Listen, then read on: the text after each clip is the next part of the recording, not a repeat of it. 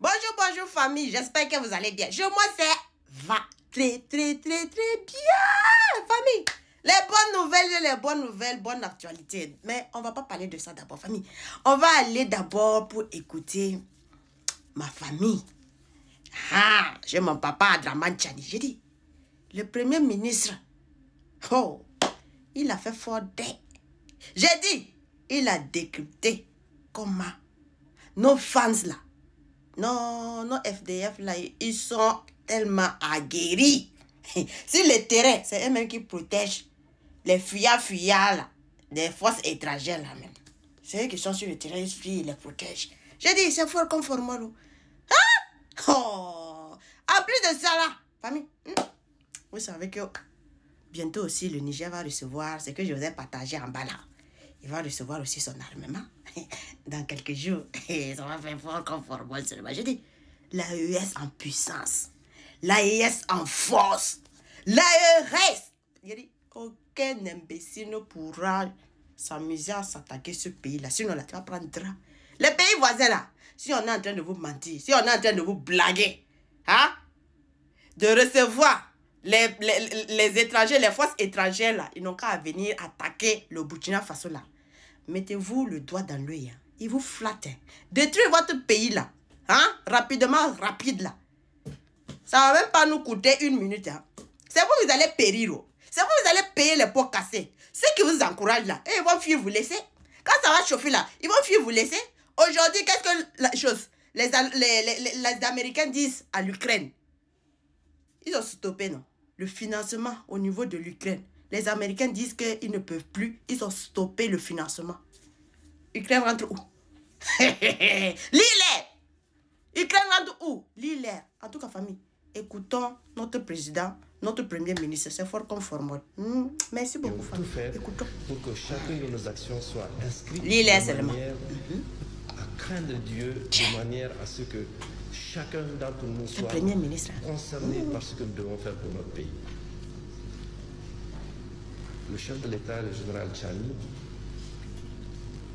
je peux vous le garantir, jusqu'à ce que nous nous séparions avant-hier, depuis le 8 août que j'avais mis les pieds dans ce pays, chacun des actes que je l'ai vu poser, il le fait dans la crainte de Dieu. Nous sommes bien sûr des êtres humains. On ne sait pas de quoi sera fait demain. Mais nous souhaitons que vos prières quotidiennes et permanentes soient formulées de manière à ce que nous restions tous sur cette voie-là. Je sais que depuis le 26, il y a eu beaucoup de choses sur lesquelles on n'avait pas suffisamment communiqué. La plupart des préoccupations que j'ai vues dans ce document important que vous avez préparé, et j'ai bien apprécié la proposition qui a consisté à intégrer toutes les préoccupations et interventions qui jusqu'ici ne se retrouvent pas. Le président Anako l'a dit et le représentant de l'association des droits humains également. Le gouverneur vient de le dire.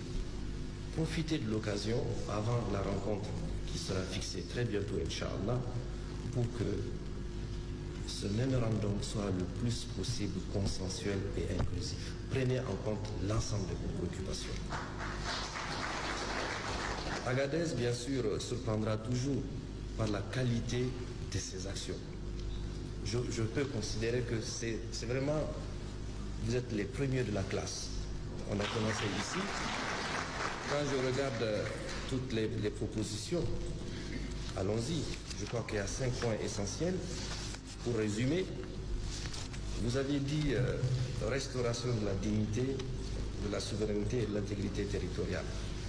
Vous savez, ces gens-là ne dorment quasiment pas. Je suis étonné de voir comment d'ailleurs ils résistent. Tous les matins, de 8h à 10h, ils se retrouvent pour discuter et statuer sur la sécurité des personnes et des biens de notre pays. Ce n'est pas fini. les membres du gouvernement, comme le colonel-major Abdraman, après 10 heures, va travailler dans son ministère jusqu'à 18 heures. À partir de 18 heures, il se retrouve de nouveau autour du chef de l'État, quelquefois à des heures indues, des heures reculées, 1 heure du matin. Ça, c'est tous les jours. Et c'est la question fondamentale de la sécurité qui est au cœur de ça. On parle de ces hommes en tenue, mais vous ne pouvez pas imaginer, ils ne parlent pas.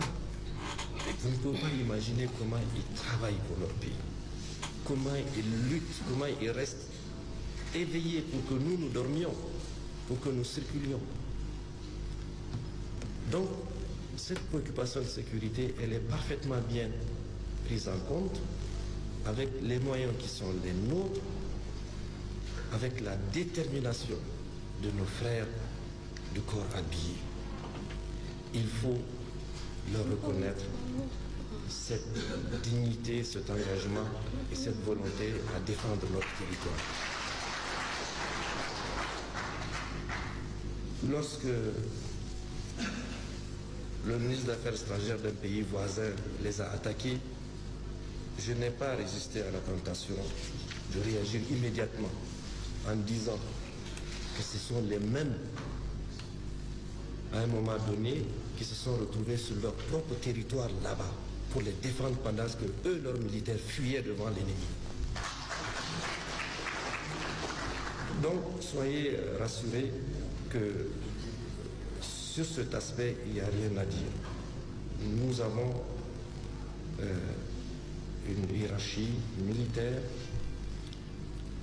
soutenue par l'ensemble des FDS qui travaillent pour la dignité, qui travaillent pour la souveraineté et qui travaillent pour la territorialité de notre pays à protéger. Je sais que vous avez dû voir comment, vous avez dû entendre comment les forces étrangères, notamment françaises, ont dû se résoudre à quitter nos territoires. C'est d'abord ce compartiment de notre société, mais c'est aussi vous, en tant que population. C'est un peuple qui est resté debout depuis le 26. Aujourd'hui encore, si vous arrivez à Niamey, autour de la base aérienne, vous verrez des jeunes engagés qui, nuit et jour, veillent et demandent à ce que notre territoire soit libéré. Et il le sera, Inch'Allah.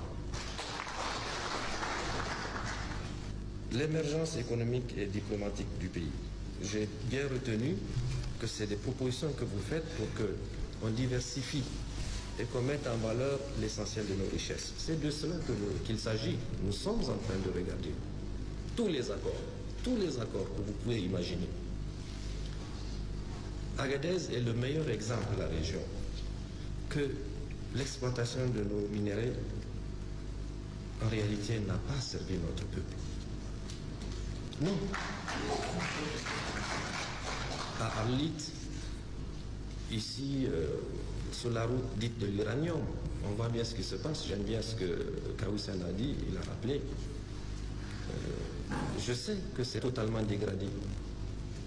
Mais je vous informe que j'ai fait venir un expert de la Banque africaine de développement qui a déjà fait cette route-là il y a à peu près 4 semaines pour voir comment travailler sur sa réhabilitation. Il a séjourné ici, il est allé jusqu'à Arlit, puisqu'il fallait qu'il voie un peu Agadez Arlit, puisque ça constitue la transsaharienne. Je connais un peu la transsaharienne, puisque avant de quitter le gouvernement, on a dû travailler sur ce tronçon. Mais également à la Banque africaine de développement où j'étais encore 5 mois, nous avons beaucoup insisté avec la partie tchadienne pour que la Banque africaine de développement boucle tout le financement jusqu'à l'arrivée de la frontière nigérienne, à partir de Rigri, Daboua, frontière du Niger. Le financement est bouclé. En tout cas, famille, c'est fort comme formol. Famille, on est concentré au... Ah, c'est ça qui est là. Bravo au Premier ministre du Niger. Bravo.